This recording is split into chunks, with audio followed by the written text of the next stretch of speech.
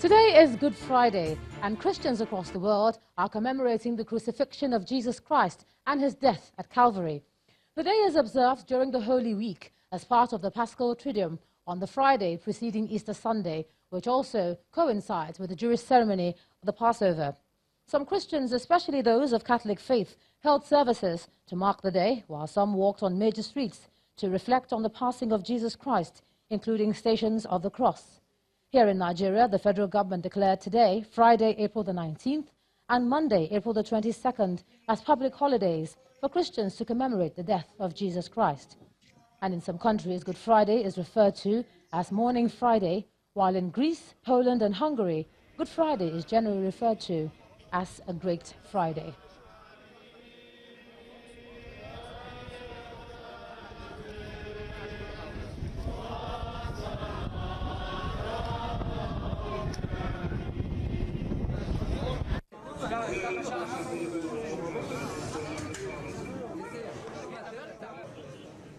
In Lagos State, the nation's commercial capital, members of the Catholic Church of the Resurrection in the Magodo area today marked Good Friday with the reenactment of the suffering, trial and death of Jesus Christ in a drama and procession.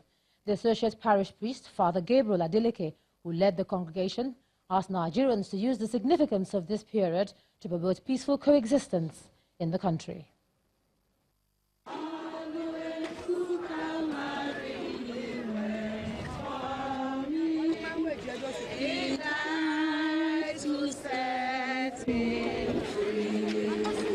Parishioners of the Catholic Church of Resurrection sing hymns as the Station of the Cross procession moves. And at every stop, prayers are made. With you I can do all things. I will. Come to our aid, O Lord. Come to our aid.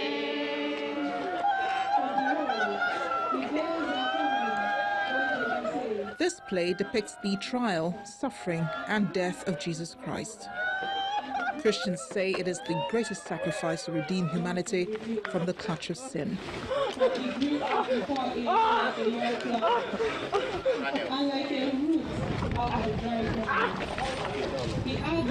The associate parish priest, Reverend Father Gabriel Adeleke, has a message. We are using this season of Lent into Easter to appeal to our governments to help us, to govern us, to lead us well, to secure life and properties, because without doing that for us, they have failed us. No matter what my past has been, I can begin anew.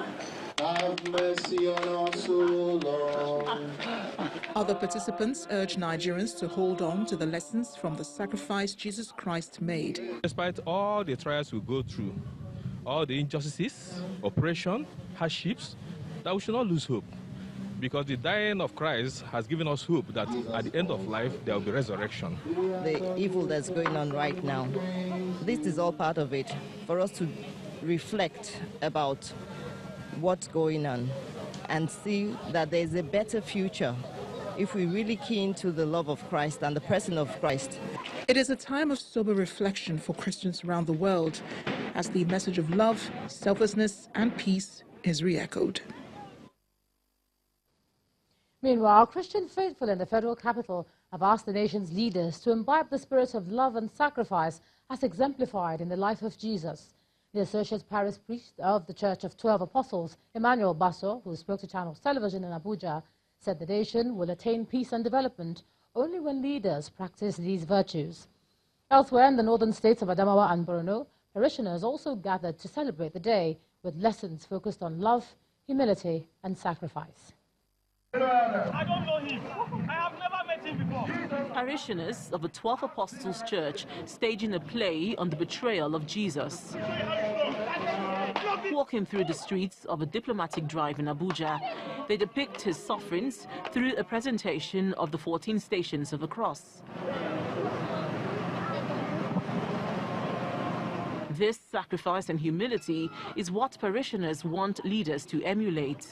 We are to be humble, we are to love one another, irrespective of our tribes, our color, or our region. Christ came for all, both Gentile, Jews alike. So we too should love without taking into consideration one's background, one's tribe, or one's color. If our leaders will follow the example of what Christ has done, humility. Yesterday, during the readings in the church, Christ humbled himself by washing the feet of his disciples. And he says, if you want to be a leader, you must be a servant. So if our leaders humble themselves and become servants, and then take up positions of service, not to serve themselves and their families, but to serve the generality or the generality of Nigerians, that means things will be better for us in this country. In Maiduguri, the Borno state capital, worshippers spent the day in prayers and supplication. This year's celebration is low-key and did not feature the regular Station of the Cross demonstration. This is in compliance with security directives. The life of self-denial, the life of total commitment to the service of others. Once we're able to do this, Nigeria will become a great nation because we'll experience tremendous growth politically, socially, economically, and spiritually. And of course, even those who are not Christians, I invite all of them to emulate the wonderful examples left by our Lord and Master Jesus Christ. And let us embrace one another. After a charge by Christians to show love to all, irrespective of their religion or social status, the Catholic Bishop of Yola Diocese, Reverend Father Dami Mamza, leads other Christian faithful to the Yola Specialist Hospital to distribute relief materials as well as cash gifts to the sick. If Jesus, God, the Son of God, could die for us, we should be prepared in order to make sacrifices for the good of humanity. We should be prepared in order to deny ourselves of so many good things so that our fellow human beings will be able to feel comfortable and be happy. Good Friday is celebrated by Christians globally to reflect the sacrifice of Jesus Christ and the need to demonstrate same to all.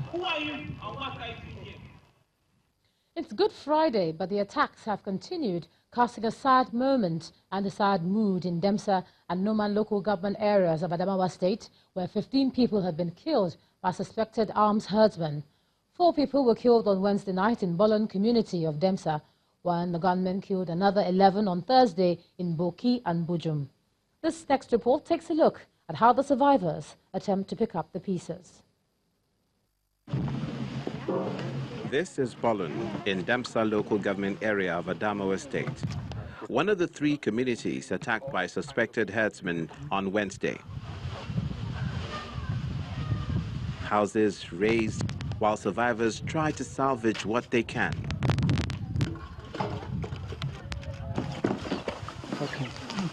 Eyewitnesses say gunmen invaded the village at about 10 p.m., shooting sporadically and setting their thatched homes on fire. 4 people were said to have been killed by the assailants.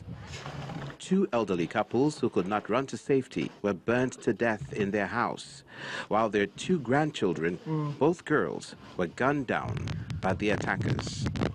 The village head of Bolon says over 100 families have now been rendered homeless. When we heard gunshots, we youths came out with our bows and arrows to repel the attack. We had local weapons while our attackers had modern guns.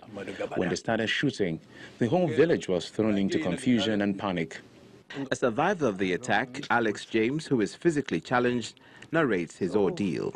When we had this gunshot, we said, what? This Fulani has came. So from there, everybody scattered. I myself, this is where I was staying. I didn't go anywhere. A House of Reps-elect from Numan, Demsa, and Nambode Federal Constituency, Honorable Kwamatu Maori, confirms another attack which occurred on Thursday on the 2 communities of Bulki and Bujum, both in Demsa and Numan local government areas. Another community in Bulki area at the fringes of the borders with Taraba has been attacked, and we have 11 people killed. At the village square, measures of grain are being shared to the victims. an act initiated by the King of Demsa.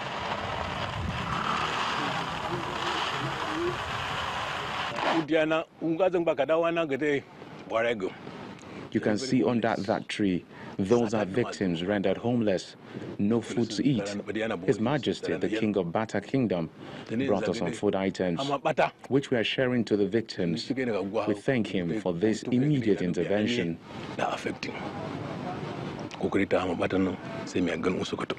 The member-elect Demsa local government, Kate Mamuno, who visits the community, laments the response time of security operatives. My appeal to the government of the day is to come to the aid of these people immediately, to assist them in terms of, food, clothing, and even shelter. The police spokesperson in the state, Uthman Abubakar, said command had been informed of the situation, but was yet to get details of the attacks. And the violence seems to persist as an unconfirmed number of people have been reportedly injured in another clash between the thieves and Jukuns in Wukari local government area of Taraba state. Confirming the violence, the local government chairman, Mr. Daniel Grace, told Channels Television that it was a reprisal. He alleges that a special task force from Benue State had attacked the Jukuns in the early hours of today in retaliation for an attack they believed had been perpetrated by the Jukuns. According to the chairman of Wukari, security operatives succeeded in shooting one of the hoodlums. The police public relations officer, Taraba Command, Mr. David Misal, also confirmed the reprisals between the Jukuns and the thieves, in which houses on both sides were set ablaze. So far, security operatives have been drafted to the area and succeeded in restoring calm. More on security now. Nigerian army troops have killed 7 suspected armed bandits during an operation in Almajina, Fulani and Ketere villages in Zamfara state. Soldiers of Operation Sharan Daji and Harbin Kunama 3 engaged the bandits during a clearance operation in the area on Thursday. The acting information officer of Operation Sharan Daji, Major Clement Abiade, says in a statement that the operation was carried out in conjunction with the Nigerian Army Deep Blue Special Forces, the Nigerian Air Force and local vigilantes. 1 soldier was killed, while 6 others and a vigilante member sustained various degrees of injuries during the operation. Major Abiode explains that though the bandits were armed with sophisticated automatic weapons, they were overwhelmed by the superior firepower of the troops and abandoned their camp, while the survivors among them fled with gunshot wounds. Items recovered from the bandits include 934 rounds of ammunition, 1 AK-47 rifle, and 7 motorcycles.